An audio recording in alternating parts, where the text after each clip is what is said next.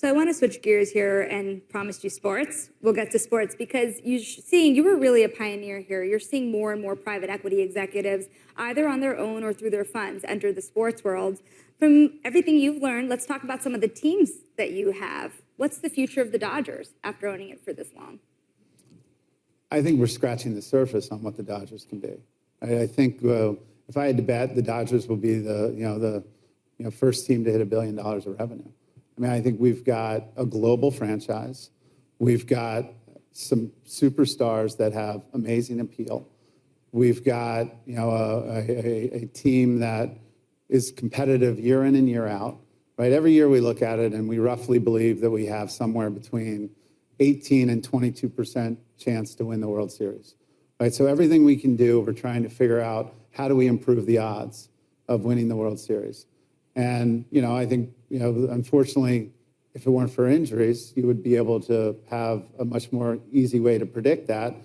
Injuries are just part of the game now, right? And you have to be able to handle how you think about depth, how you think about the quality of the players, and what they can do. Obviously, one of the things that Andrew Friedman, who runs the Dodgers for us on the sports side,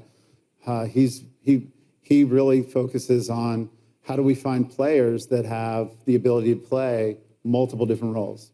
Right? We want utility guys who can play infield and outfield. We want guys who can hit lefties and can hit righties. And you're trying to figure out how do you build a portfolio of 25 players. And of course, one of the things that we love about Ohtani, is he gives us a 26th player, right? When he's pitching and he's hitting, we actually have a 26-man roster. So, which is such a unique thing, right? I mean, no one's been able to do that since Babe Ruth. I think our global appeal with our global superstars is really going to be driving the demand. I mean, we were in Korea this year. We opened up this year in Korea. And the amount of people who were hanging around trying to just see Ohtani, it's unlike anything I've ever seen. What about Chelsea? Speaking of going global, when you got into the Chelsea Football Club, obviously that was a very big moment for an American private equity titan to be getting into European sports leagues, certainly European football, yet now Chelsea is being watched across America as well. What's the strategy? There's very few brands that have the reach that Chelsea has. And Chelsea is you can see it and you feel it differently because it means so much to so many people. And, as I tell everyone, the good news is the bad news. It means so much to so many people. So when things are going well, everything is great. And when things aren't going as well, things aren't as great. But obviously our commitment is to win, right? We're here to win. I think, our perspective is, how do we build something that has real staying power like we've done with the Dodgers? And putting together, that team that, is very fluid and comes together, I think that's the first step. And, I think putting together any team, whenever I put together any team, right, it just takes time. That's the only way to phrase it. And, I think we feel very good about the pieces that we have together, the camaraderie that the players have, and what the future looks like.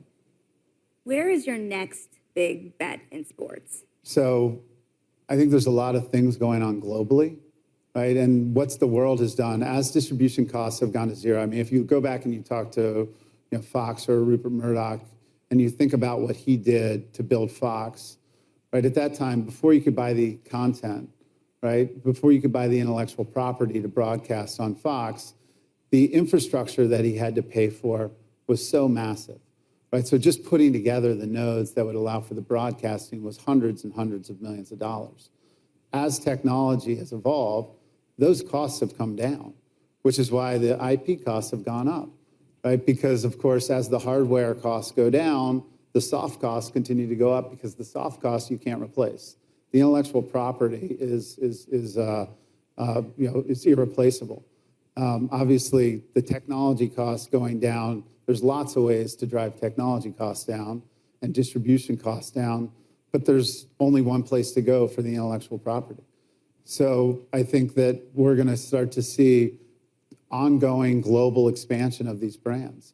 I mean, basketball in the Europe, what's going to happen to basketball in Europe? Europe has been an amazing place. If you look at the draft this year and you look at where players are likely to be coming from, there's more international players expected to go in the top 20 than there are U.S. players. So, I think these games are growing in demand. So how do you figure out how you position yourself to be, in these markets where there's demand, there's opportunity, and you want to be positioned to capitalize on it. CVC, others, Redbird, they've considered putting billions of dollars into college sports.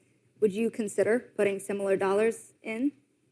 I think college sports is on the precipice of major change. I think if you look at what college sports should be thinking about, right, there's a couple things right now that they're struggling with. One, NIL is the wild, wild west, right? So there's no standard, right? But in order to standardize NIL, there's going to have to be collective bargaining. So how do you figure out how to do collective bargaining in a system where it's very fragmented? Secondly, you have this transfer portal where that again is the wild, wild west.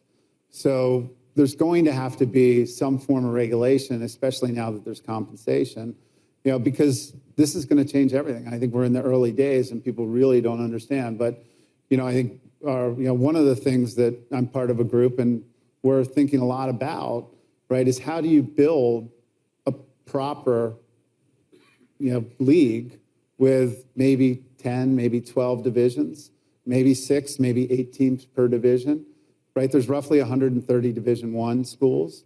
So how do you give them all the opportunity to compete, right? But of course, there's major brands that are going to want to make sure that if they're chipping in, that they get what they deserve because they're the brands that everyone's watching. So, in a perfect world, you have 82 teams, 70 teams, 85 teams, something like that. You have a relegation and promotion element to it where the other teams can come up and compete. And you really start to think about how do you make it so it's truly national, right? And so I think there's a commitment, but there's obviously a lot of ingrained challenges in that because there's stakeholders that aren't interested in losing what they have today.